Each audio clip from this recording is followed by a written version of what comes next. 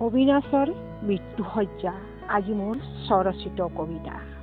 অবিনাশৰ মৃত্যুৱে পলখাৰ মনটো ভাঙি পেলালে। তাই যে বিশ্বাস কৰিব পৰা নাই অবিনাশৰ মৃত্যু হৈছে বুলি।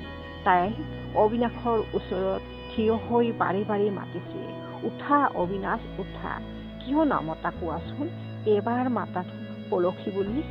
কিন্তু মতা নাই, বাৰে বাৰে চিঞৰি আছে পলখীয়ে। কিন্তু অবিনাশৰ আইতাই বাগৰি বাগৰি কান্দিছে, কৈছে, পলাশী তুমি কিয় মাতিছা, নামাতিবা। অবিনাশে আৰু কেতিয়াও নামাতে। তেওঁ যে আমাক এৰি থৈ গুচি গ'ল পৃথিৱীৰ পৰা, এইবুলি কৈ সুহাকাৰী কান্দিছে। কিন্তু পলাশীয়ে কিন্তু বিশ্বাস কৰিব পৰা নাই অবিনাশৰ মৃত্যুত। তেওঁ থিয় হৈ বাৰে বাৰে অবিনাশক মাতি আছে, মাতি তেওঁ থিৰ লাগি গ'ল। তেওঁৰ চকুৰে কষ্ট ববলৈ ধৰিলে আৰু অবিনাশত যেতিয়া তেওঁৰ চেতনা আহিল, অবিনাশক সাৱটি ধৰি কান্দিব ধৰিলে। অবিনাশ তুমি কিয় গুচি গ'লা, মোক এৰি কোৱাচোন। এইখন পৃথিৱীত মোৰ আৰু কোনো আছে তোমাৰ অবিহনে, কেনেকৈ থাকিম মই, জীয়াই থাকিব নোৱাৰো বুলি চিঞৰি চিঞৰি কান্দিব ধৰিলে।